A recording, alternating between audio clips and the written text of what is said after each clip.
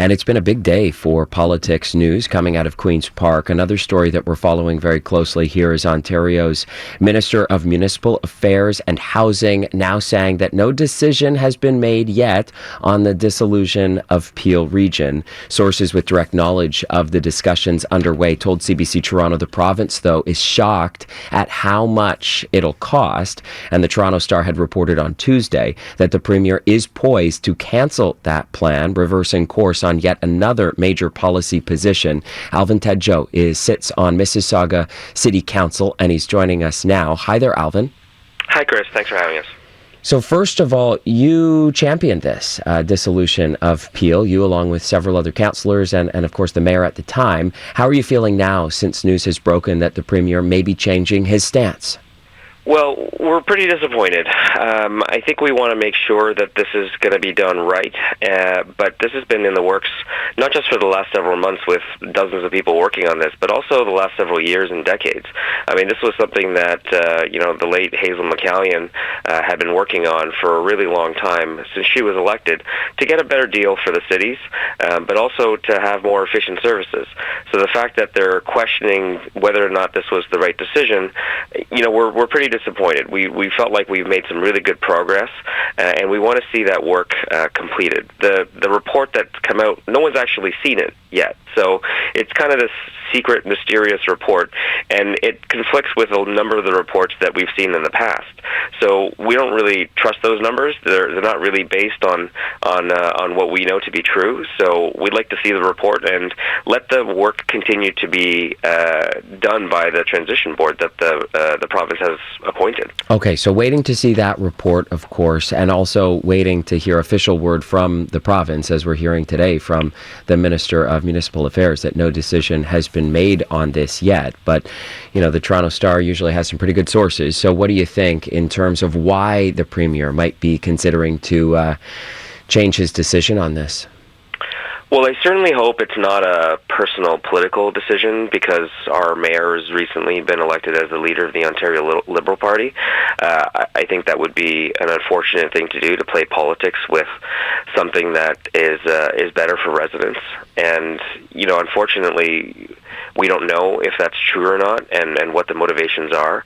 I think we're hopeful that the Premier will still do the right thing and that the Minister will continue the work. I know the decision hasn't been announced yet, and the House is rising today, so nothing can be official until they repeal the Hazel McCallion Act. But that's months away from now in February. We hope that the work that has been commissioned to be done by the transition board that was handpicked by this government can continue to be done, and that work is going to be impartial. That work will sort of say what is appropriate to be downloaded onto the local municipalities and what should stay and be created in a new entity, whether that's police, water, wastewater. I think there are a lot of reasonable proposals that are going to be made here that will save taxpayer dollars and provide better service. Okay, and so now, while Mississauga has been firmly in support of breaking apart Peel Region, we just heard you talk about Mayor Bonnie Crombie pushing for this quite hard, and also former Mayor Hazel McCallion as well pushing for this. But it's a different story that plays out when you talk to officials in Brampton, and particularly current Mayor Patrick Brown, who's saying that if this were to happen, it would be so damaging to his city that he would have to raise taxes by some 38% in order to deal with this breakup. What do you respond to, or how do you respond to the fact that it would actually put other parts of the region in disarray?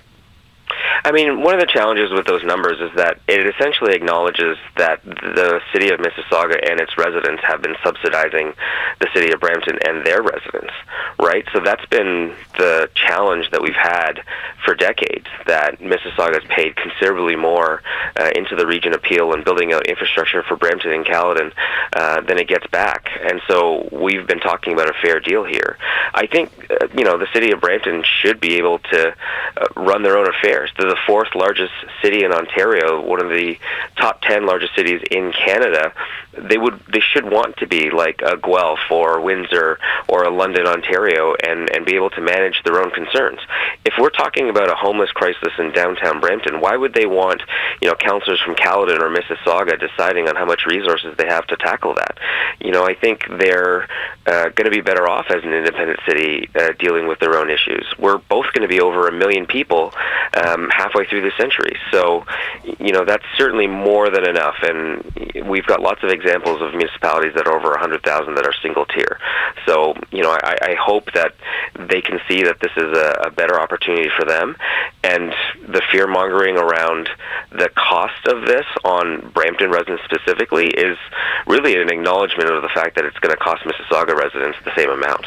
Divorces cost money, breakups cost money, we all know that, and sources are telling CBC Toronto that in this case they have direct knowledge of what's going on, the discussions behind the scenes, and what they're telling CBC Toronto, what they're telling our journalists, is that the province is shocked at how much this breakup would cost. What do you say to that? Well, we actually don't know how much the breakup is going to cost, right? Because they haven't decided exactly what's going to go where. So if they need to take a pause and reanalyze some of these pieces, then go ahead and do that. We don't need to throw the entire amount of work that's been done up until this point. The province has also said that they would keep municipalities whole through this process, right? Through Bill 23, through everything else that they've been talking about. That's something that the mayor of Brampton should be negotiating with the premier in terms of how to ease them into a new funding model that is more appropriate for the taxpayers of Brampton to be paying. And I think Mississauga is, obviously not going to just run away. We are happy to be part of a transition and to make sure that it's smooth so that there is no disruption in service. That's actually in the Act. It's in the Hazel McCallion Act that service is not disrupted. Your garbage will continue to be picked up. When you call 911, someone will answer as quickly as they can. Police, fire, and ambulance will show up. We want to make sure the workers of the Region of Peel know that we're behind them and that there's going to be a job for them, especially the frontline workers, at the end of the day. So we hope that this process isn't derailed. All right. Well, we will have to stay tuned and find out what happens next. But, Councillor, for today, thank you very much for your time. Alvin Tedjo is the councillor for Clarkson and Lorne Park in Mississauga, and there's a lot more on this story on our website. You can head there, cbc.ca/Toronto.